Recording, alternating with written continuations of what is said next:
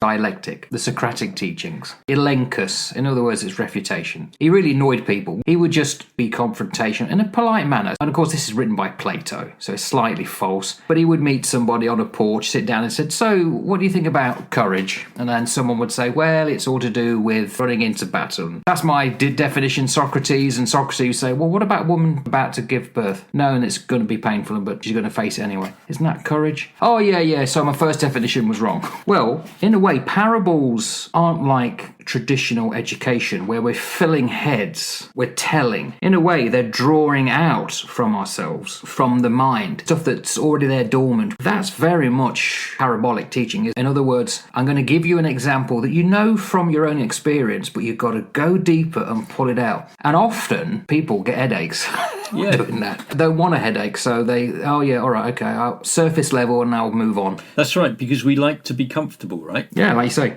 We like to live in our safety, in our comfort zone. I am not sure, and I listen to some of these preachers and teachers who talk about, if you do this, then God's going to bless you with this and you're going to get that. And I don't think that God's intent is to make you comfortable in life.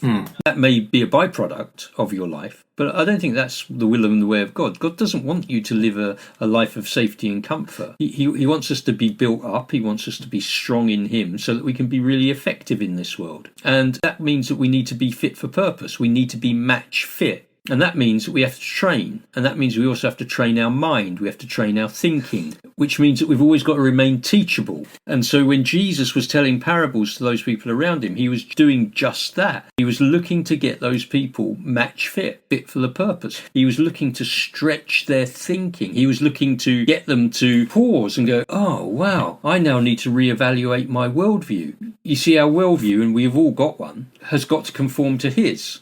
It's not the other way round. God's worldview doesn't have to conform to ours.